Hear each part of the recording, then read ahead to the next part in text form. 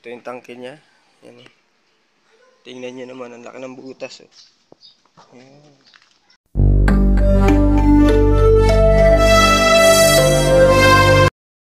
Yo mga welder, no? Habang nagla-live tayo, nawala naman ng kuryente. And then yun, magbablog na lang.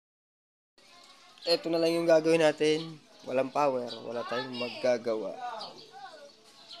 So yun, tinataas ko kasi to. Kapalitan ko ng preno. Ang hirap.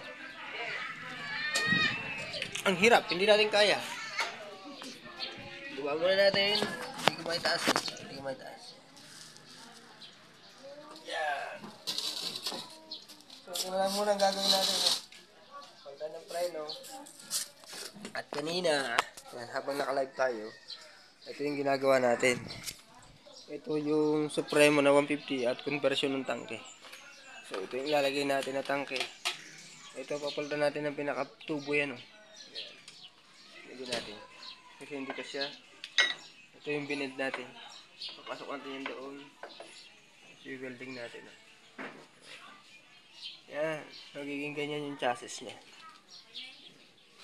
Ito nga pala yung tinanggal natin. Kasi hindi kasi yung tangke. Kasi malapad. Maliit yun eh. So tinanggal natin. Ito. Ganun kalapad yan. Oh. Ganun kalapad. Tingnan nyo naman. Ganyan kalapad.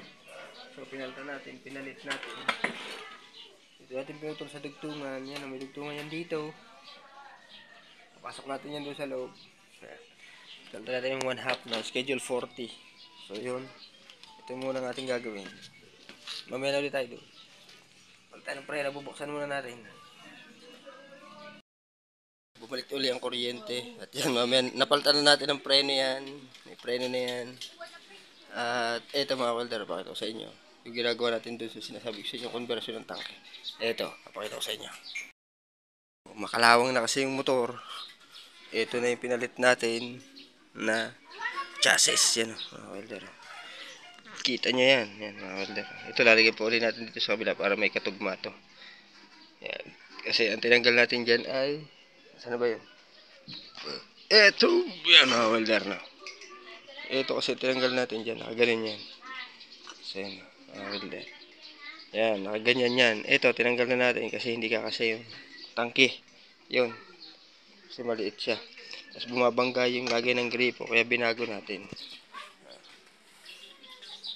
Yan. Yan. Pinalitan na natin ng mga patamaan. Ito, welding natin dito. Ito, na-welding na natin. Tsaka yan. Tsaka yan. Tsaka yan, diugtog natin dito. So, bumagay naman siya kasi limit dito. Tapos, sumakto dito. Binend natin. Tapos, ibinaba natin ito ng konti. Yan o. Yan. Salpak naman siya dito yung tangke. Ito, dilagyan natin ng dugtong dito. Yung katulad nito. Ito, tinanggal nating brace. Yan. So, bali magiging 4 pa rin siya. Ito yung pinutol natin. Ito yung pinalit natin. Ito yung pinagdikit natin sa gitna. At so, yan mga welder. Gagawin muna natin dun sa kabila. Para sumakto. Yung mga wirings. Yan. Tanggalin natin yan.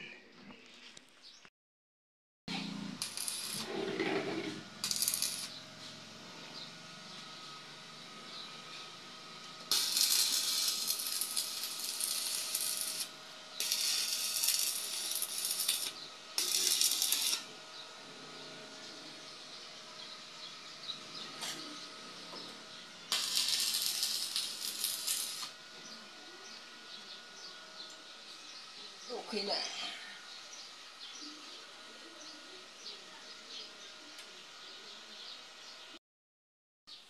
So yung mga welder, nalagay na natin ito kabila. At ayos na lang natin itong mga wiring. Yeah. Yun na yan.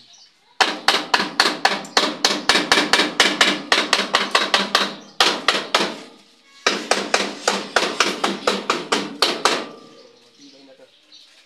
Okay, mamaya na lang po ulit. At para malagyan na natin ng cover. So wala natin nalagyan natin lagyan ng cover.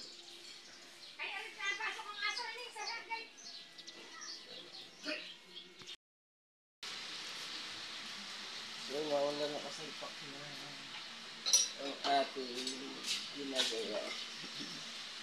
Ay, magkakawa. Magtatamak ko yung bakit. Welder, no? Natapos na natin. Hindi na natin na video ng tapos na tapos, pero malaki yung pinagbago ng mga welder. Ayan na siya. Yan na ngayon yung bagong tangke ng Supremo. Supremo kasi yan, Supremo 150. At ito nga yung luma.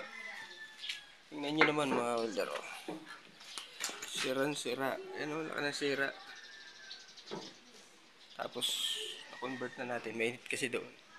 Eto. Masyado makalapit kasi mainit. Ayan. Yan. Tingnan nyo. Yung upuan, pangit yung cover. Pero tutugma yan doon kapag medyo maganda na yung cover kasi makapal masyado. Patong-patong na. Ito yung tangke niya. Yan. Tingnan nyo naman, ang laki ng butas. Oh. Yan. Yan oh. Kasi yung daliri. Sira. Yan. So, tinanggal na natin. Sinaraduan na lang natin yung yung suction air valve. So, mga welder yun. So mga welder, hanggang dito na lang muna. At ito, pagpapatuloy natin itong paglalagay nito kasi naiwan yung kadena. So yan, madali lang naman yan. Preno lang naman yan. So yan, alright mga welder. Yan. Salamat at nakaabot kayo sa dulo ng ating video. Yan, malinaw dito. At shout out pala kay Nanay Ilang ay paring Kiar, kay Tita Ren, kay Pena Store, kay Bendisel, Sir Wal Ortega, Sir Rolando Aliban. At yan, kay Tantan, shout out. Kay Busnoy, kay Atilis. Maraming salamat sa inyo sa pag-suporta sa ating YouTube channel. At yun, pagpatuloy natin ating project. Hanggang dito lang muna, update ko kayo kung kailan natin ito magkakabit at saan ko ito ilalagay. Alright, hanggang dito lang muna.